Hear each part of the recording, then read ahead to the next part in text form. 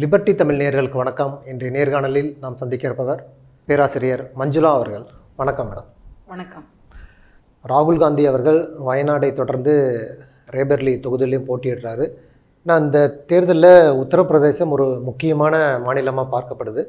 அங்கு ராகுல் காந்தி போட்டியிடுறாரு. பிரியங்கா காந்தி அவர்களுக்கு செல்லும் இடமெல்லாம் ஒரு பெரிய வரவேற்பு இருக்குது நம்ம பார்க்குறோம். மோடி குறித்தான கேள்விகளுக்கு சரியான பதிலடி கொடுக்குறாரு. மோடியோட விமர்சனத்துக்கு அவர் அந்த தாலி விமர்சனமாகட்டும் பல்வேறு விமர்சனங்களுக்கு சரியான பதிலடி அவர் கொடுக்குறத நம்ம பார்க்குறோம். உத்தரப்பிரதேசத்தில் ஏற்கனவே இந்த ராஜ்புட் சமூக பிரச்சனை இருக்குது, ஜாட்டின மக்கள் சமூக பிரச்சனை இருக்குது. இந்த சூழலில் இந்த ராகுல் காந்தியுடைய போட்டியாகட்டும் பிரியங்கா காந்தியுடைய அந்த பிரச்சாரமாகட்டும் எந்த மாதிரியான கை கொடுக்கும்னு நீங்கள் பார்க்குறீங்க? இது நல்லாவே கை கொடுக்கும். இப்போது வடக்கில் காங்கிரஸ் சுத்தமாக போயிடுச்சு, வாஷ்ட் அவுட் அப்படின்னு சொன்னதுக்கு ஒரு பதில் கொடுக்கறதுக்காக தான் இன்றைக்கி இந்த அதாவது நேற்றைய தினமே வேட்பாளரை எல்லாம் அறிவிச்சிருக்காங்கன்னு சொல்லி பார்க்குறோம். அப்புறம் ஏன் அமேதியில் நிற்காம இங்கே மாதிரி ரெபரேலியில் நிற்கிறாரு? அமேதியில் தானே நின்று இருக்கணும். போன தடவை நடந்த தேர்தலில் அமேதியில் ஸ்மிருதி இரானிக்கு எதிராக நின்று தோத்துட்டாரு. அதனால் அந்த பயத்தினால்தான் இன்றைக்கி ரெபரேலியில் நிற்கிறாரு அப்படின்னு சொல்லி ஒரு பெரிய குற்றச்சாட்டை இப்போ தான் புதுசாக கண்டுபிடிச்சி சொல்கிற மாதிரியே ரொம்ப ஃப்ரெஷ்ஷாக சொல்லியிருக்காங்க. ஆனால் உண்மை நிலவரம் என்ன? இப்போது யாரை பற்றி நம்ம அதிகமாக பேசுகிறோமோ அவங்க மேலே ஒன்று நமக்கு அதீதமான அன்பு இருக்கணும் அல்லது ஒரு வெறுப்பு இருக்கணும். மகாபாரதத்தில் ஒரு கதை உண்டு. கம்சனை பற்றி சொல்லுவாங்க. கம்சன் இறந்ததுக்கப்புறமா அவனுக்கு மோட்சம் கிடைச்சிது அப்படின்னு சொல்லுவாங்க.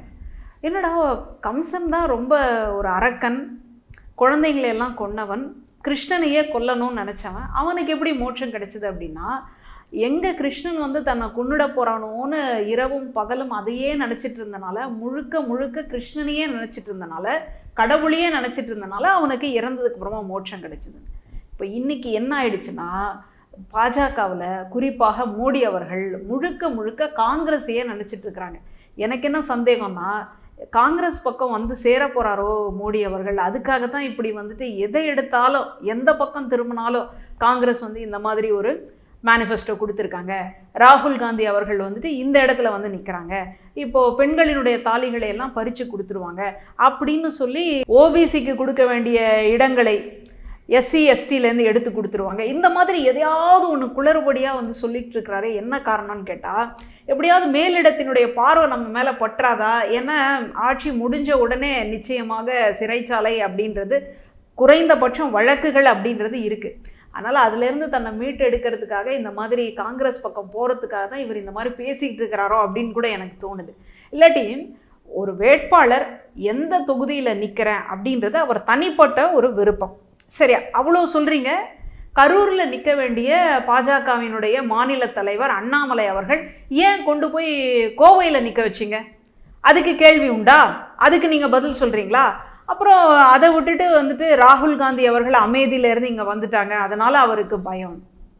ரெபரேலியே என்ன நடந்தது அப்படின்றத நம்ம ஒரு தடவை யோசித்து பார்க்கணும். அங்கே ஏற்கனவே சோனியா காந்தி அவர்கள் உறுப்பினராக இருந்தார், ஜெயிச்சு வந்தவங்க.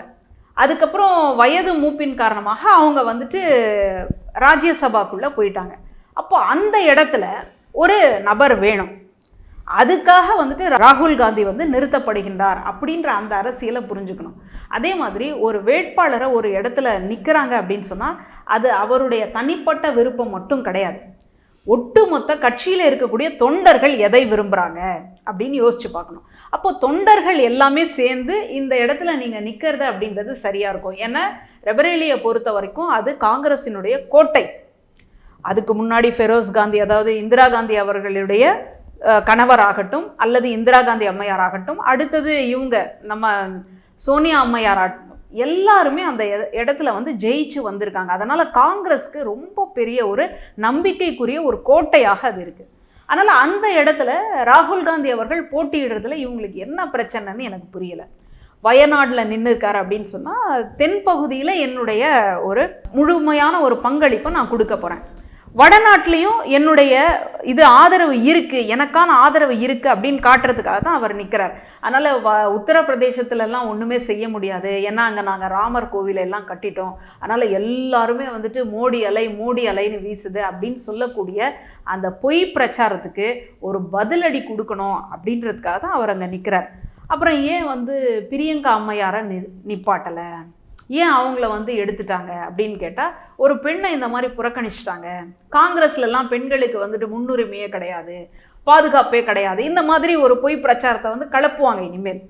அப்போ ஏன் பிரியங்காவை வந்துட்டு ஒரு இடத்துல நிப்பாட்டலை அப்படின்னு சொன்னால், பிரியங்கா மாதிரியான பிரச்சார பீரங்கி நம்மளால் பார்க்கவே முடியல. நீங்கள் சொன்னது போல் பிரியங்கா காந்தியுடைய பிரச்சாரம் வந்து ஒரு பெரிய அளவில் பேசு பொருளாக இருக்குது. அதாவது மோடி அவர்களுக்கும் அமித்ஷா அவர்களுக்கும் ஒரு மிகப்பெரிய அச்சத்தை கொடுத்துக்க நம்ம பார்க்குறோம். ஏன்னா அங்கே இருக்கிற மக்கள், ஜாட்டின மக்களாகட்டும், தலித் மக்கள், இஸ்லாமிய மக்கள், ஏன் இப்போ ராஜ்புத்தின மக்கள் கூட ஒன்றிணைந்து பிரியங்கா காந்திக்கு ஆதரவு கொடுக்குற நம்ம பார்க்குறோம்ல. இதெல்லாம் வந்து தேர்தலில் என்ன மாதிரியான எதிரொலிக்கும் அப்படின்னு நீங்கள் பார்க்குறீங்க? பாஜகவில் வந்து சொல்கிறாங்க பாருங்க, கலப்பி விடுறதெல்லாமே வதந்தி, எல்லாமே பொய் பிரச்சாரம். அப்போ அதுக்கு வந்து சரியான தக்க பதிலடி கொடுக்கறது யார் அப்படின்னா பிரியங்கா தான். இப்போ அந்த அம்மையார் ஏதாவது ஒரு இடத்துல ஒரு தொகுதியில் வேட்பாளராக நின்றுட்டாங்கன்னா அந்த இடத்த மட்டும்தான் குறிப்பாக வந்து அவங்க கான்சென்ட்ரேட் பண்ணணும். அப்போ இந்த சூழலில் ஒட்டு மொத்தமாக எல்லாத்துக்கும் பிரச்சாரம் பண்ண வேண்டிய ஒரு நெருக்கடி, ஒரு கட்டாயம், ஒரு அவசியம் பிரியங்கா காந்திக்கு இருக்குது. அதனால் அவங்க என்ன பண்ணுறாங்கன்னா, இந்த இடத்துல வந்து மனப்பூர்வமாக விட்டு கொடுத்து, ஒரு தொகுதியில் நிற்கிறேன் அப்படின்றது ஒரு பெருமை, அதையெல்லாம் விட்டு கொடுத்து இன்னைக்கு சர்வாதிகாரத்துக்கு எதிரான ஒரு ஆட்சி முறையை, ஜனநாயகமான ஒரு ஆட்சி முறையை நம்ம அமைக்கணும் அப்படின்றதுக்காக தன்னுடைய இத்தனை பெரிய தியாகத்தை வந்து அவங்க செஞ்சுருக்கிறாங்க அப்படின்றது தான் புரிஞ்சுக்கணும். அதனால் இவங்க வந்துட்டு, இவங்களுக்கு தோல்வி பயம் உறுதியாயிடுச்சு, இவங்களுக்கு வந்துட்டு வெற்றி வராது அப்படின்றது தெரிஞ்சிருச்சு, மக்கள் மத்தியில் எந்த ஆதரவும் இல்லை அப்படின்றது தெரிஞ்சு போச்சு. அதனால் அதையெல்லாம் மூடி மறைக்கிறதுக்காக தான் இவங்க என்ன பண்ணுறாங்கன்னா, இந்த மாதிரி இங்கே நிற்கிறாரு, அங்கே நிற்கிறாரு, இங்கே ஏன் நிற்கலை, இது ஏன் பயமா அப்படின்னு சொல்கிறது எல்லாமே அப்படி தான். இன்னொரு பக்கம் எடுத்து பாருங்கள், அமேதியில் ராகுல் காந்தி அவர்கள் வேட்பாளராக அறிவிக்கிறாங்கன்னு வச்சுக்கோங்க. அப்போ எப்படி பிரச்சாரம் நடக்கும்? ஸ்மிருதி இரானிக்கும் ராகுல் காந்திக்கும் அப்படின்னு போகும். அப்போ ராகுல் காந்தி வந்து இதெல்லாம் பேசினார், அதெல்லாம் பேசினார் அப்படின்னு சொல்லுவாங்க. ஆனால் உண்மையிலேயே அங்கே கள நிலவரம் என்ன? ஸ்மிருதி இரானி தேர்தலின் பொழுது என்னெல்லாம் வாக்குறுதிகள் கொடுத்தாங்களோ ஒன்றை கூட நிறைவேற்றலை. அப்போ அந்த சூழலில் ராகுல் காந்தி அங்கே போயிட்டார்னா, ராகுல் காந்தி தான் பிரச்சாரத்தினுடைய மையப்பொருளாக இருக்குப்பாரே தவிர, ஸ்மிருதி இரானி செய்யாமல் விட்ட அந்த எந்த திட்டங்களும் அங்கே வந்து வராது. அதனால் ரொம்ப சரியாக யோசித்து கட்சியினுடைய மேலிடத்திலிருந்து அடிநிலை தொண்டர்கள் வரைக்கும் நல்லா ஸ்கெட்சு போட்டு இவரை வந்து ரெபரேலி தான் நிறுத்தணும் அப்படின்றதுக்காக நிறுத்தியிருக்காங்க. அதனால் இந்த காங்கிரஸை பொறுத்த வரைக்கும் பிரச்சார பீரங்கியாக யார் இருக்க முடியும் அப்படின்னு நினச்சா பிரியங்கா காந்தி தான் இருக்க முடியும்.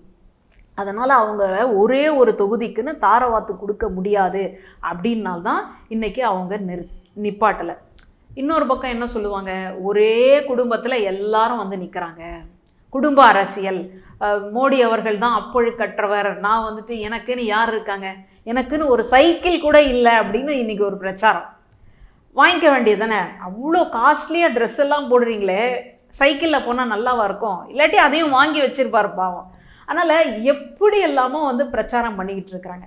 அப்போது ஒரு குடும்ப அரசியலாக இருக்கக்கூடாது அப்படின்றது ஒரு பக்கம், அவருடைய பிரச்சார நிலை எல்லாருக்கும் கிடைக்கணும் அப்படின்றதுக்காக இன்னொரு பக்கம், அடுத்தது வந்து ரெபரேலியில் நின்னா தான் ராகுல் காந்தியினுடைய பெருமை இன்னும் பிரகாசம் அடையும் அப்படின்னால நல்லா யோசித்து தான் இந்த முடிவை வந்து எடுத்திருக்காங்க.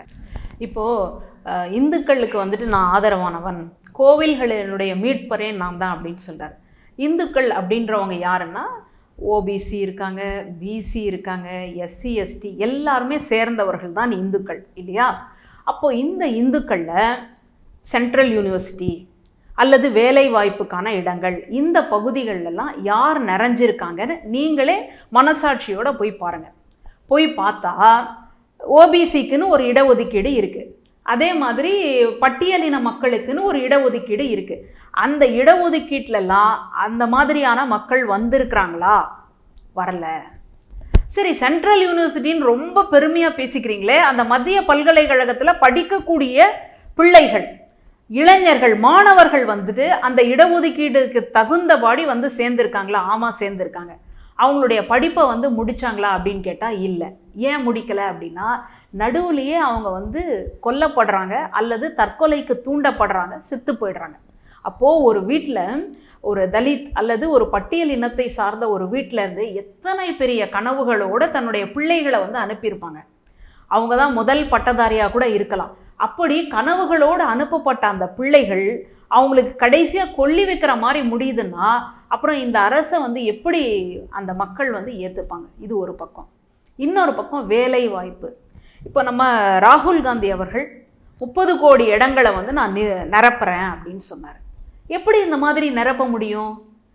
ஏன் அப்படின்னு கேட்டால், அந்த ஓபிசிக்கான இடஒதுக்கீடு இருக்கு இல்லையா, அதற்கான ஆட்களை நிரப்பாமலேயே வைத்திருக்கின்றது இன்றைக்கு இருக்கக்கூடிய பாஜக அரசு. ஒரு கட்டத்தில் நம்ம தமிழ்நாட்டில் சொல்லிக்கிட்டே இருப்போம், காமராஜர் வந்து இத்தனாயிரம் பள்ளிக்கூடங்களை திறந்தார், அவர் தான் கல்வி தந்தை அப்படின்னு. இத்தனாயிரம் பள்ளிக்கூடங்களை திறந்தார்னா அப்போ மூடினது யாரு? யார் மூடி இருக்காங்கன்னா, இதே மாதிரி இந்த சித்தாந்தத்தை கொண்ட ராஜாஜி அவர்கள் தான் அந்த பள்ளிக்கூடத்தை எல்லாம் மூடிட்டார். பிள்ளைங்க வரல, இது நிதி ஒதுக்க முடியல அப்படின்னு சொல்லி அந்த பள்ளிக்கூடங்களை எல்லாம் மூடிட்டார். அதனால் காமராஜர் வந்ததுக்கு அப்புறமா மூடப்பட்ட பள்ளிக்கூடங்களை தாண்டி இன்னும் நிறைய பள்ளிக்கூடங்களை திறந்தார்னு பார்க்குறோம். அந்த மாதிரி ராகுல் காந்தி அவர்கள் நான் இத்தனை பேருக்கு வேலை கொடுக்குறேன் அப்படின்னு சொல்கிறார். இல்லை, புதிதாக நான் வேலையை உற்பத்தி பண்ணுறேன் அங்கன்வாடி மாதிரியான இடங்கள்ல அப்படின்னு சொல்கிறார். அப்படின்னா அத்தனை அளவுக்கு கொடுக்க வேண்டிய அவசியம் என்னன்னா, இத்தனை வருஷ காலத்தில் ஓபிசியினருக்கு அல்லது பட்டியலினத்தவருக்குன்னு ஒரு இடஒதுக்கீடு இருக்கு இல்லையா, அதில் இவங்க ஆட்களை நிரப்பவே இல்லை. எவ்வளவு பெரிய துரோகம் பாருங்களேன். இவங்க தான் என்ன சொல்கிறாங்கன்னா, நாங்கள் தான் இந்துக்களினுடைய காவலாளிகள்னு சொல்கிறாங்க. அப்போ இந்துக்களுக்கான அந்த இடஒதுக்கீட்டை எல்லாம் ஒழிச்சு கட்டிட்டீங்க. நாங்கள் தான் அந்த இடஒதுக்கீட்டினுடைய பாதுகாவலர்கள். எப்படி பாதுகாக்கிறீங்க அப்படின்னா, அதை பயன்படுத்தாமல். கஞ்சன் இருப்பா பாருங்களேன், நிறைய சேமித்து வச்சுருப்பான். என்னடா உடம்புக்கு முடியலையே, ஒரு பழரசம் வாங்கி குடிடா அப்படின்னா தீந்து போயிட்டா என்ன பண்ணுறது? லட்சக்கணக்கில் சேர்த்து வச்சுருப்பான். ஒரு 100 ரூபா கொடுத்து ஒரு பழரசம் கூட வாங்க மாட்டான். அவன் சொல்லுவான், நான் வந்து சொத்தை வந்து பாதுகாக்கிறேன். அந்த வேலையைத்தான் இன்னைக்கு வந்து பாஜக அரசு பண்ணிக்கிட்டு இருக்கு. இடஒதுக்கீடுன்றது யாருக்குமே கொடுக்காம இடஒதுக்கீடை நாங்கள் பத்திரமா பாதுகாத்துட்டு இருக்கிறோம், ஒருத்தனை அங்கே வரல பார்த்தீங்களா அப்படின்னு சொல்கிறது தான் இன்னைக்கு பண்ணிக்கிட்டு இருக்கு. அப்போது இந்த இடஒதுக்கீடு அளவுலையும் மக்கள் உங்கள் மேலே நம்பிக்கையை இழந்துட்டாங்க. சரி, ரஜபுத்திரர்கள் அப்படின்னு எடுத்தாலும் சரி, ஹரியானாவில் இருக்கக்கூடிய ஆதிக்க சாதியினர், உயர் சாதியினர் எடுத்துக்கிட்டாலும் சரி, அவங்கள பற்றி அவதூறான பேச்சுகளை அந்த கட்சியில் இருக்கக்கூடிய அந்த வேட்பாளர்களாக நிற்கக்கூடியவர்களே பேசுகிறாங்கன்னா அவங்களுடைய அறிவு என்னன்றது இன்றைக்கி மக்களுக்கு தெரிஞ்சு போச்சு. இவ்வளையும் விட்டுருங்க, இதெல்லாம் கூட மன்னிச்சு விட்டுடலாம்.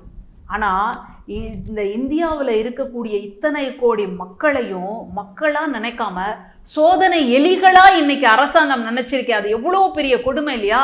லக்னோலையும் மும்பையிலையும் ஒரு பேரணியே நடக்குது. என்னன்னா, அரெஸ்ட் மோடி அப்படின்னு ஒரு பேரணி நடந்துட்டு இருக்கு. எதுக்காக நடக்குது? நம்ம தொற்று நோயில் ரொம்ப அவஸ்தைப்பட்டோம்.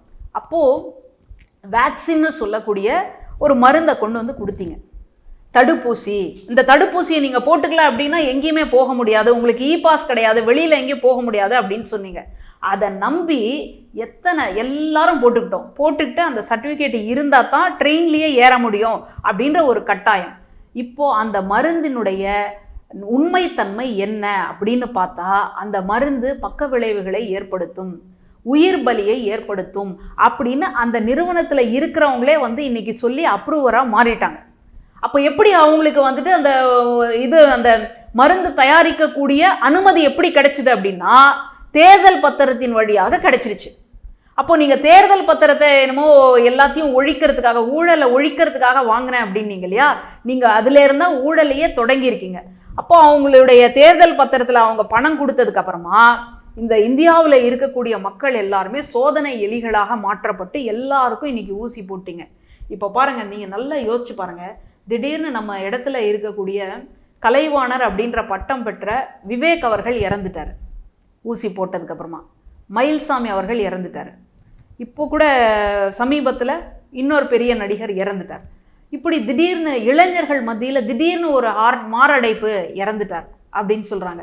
அப்போ இளைஞர்களுக்கெல்லாம் எப்படி வந்தது அப்படின்னு கேட்டால், இந்த தடுப்பூசி போட்டதனுடைய விளைவாகத்தான் இருக்க முடியும் அப்படின்றத இன்னைக்கு நம்ம நினச்சி பார்க்குறோம். அப்போது ஒட்டுமொத்த இந்தியர்களினுடைய வாழ்க்கையே இவர் எங்கே கொண்டு போய் வச்சுட்டார் அப்படின்னா பெருநிறுவனத்தினுடைய கால்களில் கொண்டு போய் வச்சுட்டார். அப்போ இவர் ஊசி போட்டுக்கிட்டாரா அப்படின்னு கேட்டால் ஊசி போட்டுக்கிட்ட மாதிரியே ஒன்று காட்டினாங்க. ஆனால் ஊசி போட்டுக்கிட்டாரான்றது தான் இன்னைக்கு வரைக்கும் நமக்கு தெரியலை. அப்போது மக்களை இந்த அளவுக்கு வஞ்சித்த ஒரு அரசை எந்த தரப்பினர் ஏற்றுப்பாங்க? என்னதான் வடக்கு நாட்டில் கல்வி அறிவே இல்லை அப்படின்னாலும் இது உயிர் பற்றிய பயம், உயிர் அச்சம் இருக்கு இல்லையா, இது கூடவா அவங்களுக்கு புரியாது? அப்போது நீங்கள் இடஒதுக்கீட்டையும் ஒழிச்சு கட்டிட்டீங்க. அப்புறம் ஆதிக்க சாதினா தான் மேல் சாதியாக இருந்தாலும் சரி, இடைநிலை சாதியாக இருந்தாலும் சரி, அவங்கள அவதூறாக பேசுகிறீங்க. அடுத்தது மக்களினுடைய உயிரை பலி வச்சாச்சு. இதுக்கு கூட பதஞ்சலி நிறுவனம் வேற, நாங்கள் எங்களுடைய மருந்தை குடிச்சிங்க அப்படின்னு சொன்னால் சாப்பிட்டீங்க அப்படின்னா உங்களுக்கு கொரோனாவே வராதுன்னு. ஆனால் அதுக்கான எதுவுமே இல்லையா. இன்றைக்கி போயிட்டு நீதிமன்றத்தில் பகிரங்கமாக மன்னிப்பு கேட்குறாங்க. இவங்களுக்கெல்லாம் வெக்கமே இருக்காதா? எனக்கு புரியவே இல்லை. நம்மெல்லாம் சும்மா ஏதாவது ஒன்று சாதாரணமாக செஞ்சிட்டோம் அப்படின்னாலே நமக்கு ஒரே குரு மனசு அப்படி அடிச்சுக்குது. ஐயோ அவங்கள எப்படி பார்க்கறது, அவங்க முகத்தில் எப்படி முழிக்கிறது, அவங்கக்கிட்ட எப்படி பேசுறதுன்னு. ஆனால் இவ்வளவுத்தையும் பண்ணிட்டு போய் அந்த நீதிமன்றத்தில் போய் கையெடுத்து கும்பிட்டு நாங்கள் பகிரங்கமாக மன்னிப்பு கேட்டுக்கிறோம், நாங்கள் பத்திரிகையிலெல்லாம் மாற்று விளம்பரமாக மன்னிப்பு கோர்றோம் அப்படின்னு நாங்கள் விளம்பரம் கொடுக்குறோம். அதுலேயும் நீதிமன்றம் சொல்லிடுச்சு, சின்னதாக தேடுற மாதிரி விளம்பரம் கொடுக்கக்கூடாது, பெருசாக கொடுத்தா தான் ஏற்றுக்க முடியணும். சரின்னு போய் அதையும் கொடுத்துட்டு வராங்க அப்படின்னு சொல்லி பார்க்கும்போது ரொம்ப அசிங்கமாக இருக்குது. எப்படி தான் இந்த மாதிரியெல்லாம் அரசியல் வாழ்க்கைக்குள்ளே இப்படி ஒரு அரசியலை பண்ண முடியுதுன்னே தெரியல. இது எல்லாத்துக்கும் காரணம் இன்றைக்கி இருக்கக்கூடிய பாஜக தான். அதனால் இந்த பாஜக இத்தோட வாஷ்ட் அவுட் தான். அதை எடுத்து சொல்வதற்காகத்தான் இன்றைக்கி பிரியங்கா காந்தி போன்றவர்கள்லாம் வந்திருக்கிறாங்க. அதனால் இவங்க இருக்கிறது ரொம்ப ஆரோக்கியமான ஒரு சூழல். அதனால் இந்த ஜூன் 4 நம்ம பிடிச்ச சனியை ஒழிய போகுது. ஆனால் இப்போ மோடி அவர்கள் இதற்கு முன்பு ராமரை குறித்து பேசினார், மோடி கேரண்டி அப்படின்னு சொன்னார், மோடி பரிவார் அதாவது மோடி குடும்பம் இது போன்ற வார்த்தைகளை பயன்படுத்த நம்ம பார்க்குறோம். ஆனால் இப்போது இந்த 3வது கட்ட தேர்தலில் அவர் எல்லாத்தையுமே விட்டுட்டு ஜிகாதி, இஸ்லாமியர்கள் இது போன்ற மத வெறுப்பு பேச்சை தான் அவர் பேசுகிறத நம்ம பார்க்குறோம். வெளிப்படையாக சொல்கிறாரு, மேற்கு வங்கத்தில் ஜிகாதி வாக்கு வங்கி அப்படின்னு சொல்கிறார். ஓபிசி ஒதுக்கீடை எடுத்து ஜிகாதி வாக்கு வங்கியிடம் கொடுக்க போகிறாங்க மம்தா பானர்ஜி ஆகட்டும் காங்கிரஸ் ஆகட்டும் அப்படின்னு ஒரு குற்றச்சாட்டு வைக்கிறார்ல, அதை நீங்கள் எப்படி பார்க்குறீங்க? அதனால் அதான் அவருக்கு வெயில் வேறு அதிகம். வெயில் அடித்தா கொஞ்சம் பேருக்கு மனப்பிறழ்வு ஏற்படும் அப்படின்னு சொல்லுவாங்க. சில பேருக்கு அமாவாசையில் அந்த மாதிரியெல்லாம் ஆகிடும். அதனால் இன்றைக்கி பிரதமர் அவர்களுக்கு 10 ஆண்டு காலமாக அந்த பிரதமர் நாற்காலியில் உட்காந்துட்டு இப்போது அந்த இது பறிபோக போகுதே அப்படின்னு நினச்ச உடனே மைண்டு டைவர்ட் ஆயிடுச்சு. அதனால் என்ன பேசுகிறோம் அப்படின்றது தெரியாமல் பேசிகிட்டு இருக்கிற ஒரு பக்கம். இன்னொரு பக்கம் என்னென்னா, இவங்க காலமாக இந்த மாதிரி மத அரசியலை வச்சு தான் உள்ளே நுழையிறாங்க. பாபர் மசூதி அங்கே தான் ராமர் இருந்தார் அப்படின்னு சொல்கிறது ஒரு பக்கம். இன்னொரு பக்கம் மாட்டு இறைச்சியை இவங்க உள்ளே வச்சுருக்காங்க, அதனால் போய் நம்ம அடிக்கணும் அப்படின்னு சொல்கிறது இன்னொரு பக்கம். இன்னொரு பக்கம் இங்கே இருக்கக்கூடிய இஸ்லாமியர்களாக இருந்தாலும் கூட இந்தியர்களுக்கும் பாகிஸ்தானியர்களுக்கும் கிரிக்கெட் மேட்ச் நடக்குதுன்னா இங்கே இருக்கக்கூடிய இஸ்லாமியர்கள் பாகிஸ்தானியர்களுக்கு தான் ஆதரவு கொடுப்பாங்க அப்படின்னு சொல்லக்கூடிய அந்த பொய் பிரச்சாரமாகட்டும், இதன் வழியாக தான் இவங்க கொஞ்சம் கொஞ்சமாக ஒரு கோட்டையை எழுப்பியிருக்காங்க. அதனால் இப்போவும் இவர் என்ன நினைக்கிறாருன்னா, இந்த கோட்டை தான் சரியான கோட்டைன்னு. அந்த கோட்டை என்னைக்கோ இடிஞ்சு விழுந்துருச்சு. மக்கள் இதுக்கு மேலேயும் இந்த ராமான்னு சொல்கிறது, கிருஷ்ணான்னு சொல்கிறது, இந்துக்கள் முஸ்லீம்னு சொல்கிறது இதையெல்லாம் புரிஞ்சுக்கிட்டாங்க. ஏன்னா வேலை வாய்ப்புலேயும் முன்னுரிமை இல்லை. சரி படிக்கிறதுக்கு அனுப்புகிறோம் அப்படின்னு சொன்னாலும் அதுலேயும் இல்லை. இன்றைக்கி நீங்கள் டேட்டா எடுத்து பார்த்தீங்கன்னா நல்ல திறன் இருக்குது, ஆனால் வேலை இல்லைன்னு சொல்லக்கூடிய இளைஞர்களுடைய சதவீதம் எத்தனை இந்தியாவில் அப்படின்னா 74%. 74% இளைஞர்கள் திறமை இருக்குது ஆனால் வேலை இல்லை அப்படின்ற ஒரு நெருக்கடியில் இருக்காங்க. அப்போ இவங்கெல்லாம் எப்படி இந்த ஆட்சியை ஏற்றுக்க முடியும்?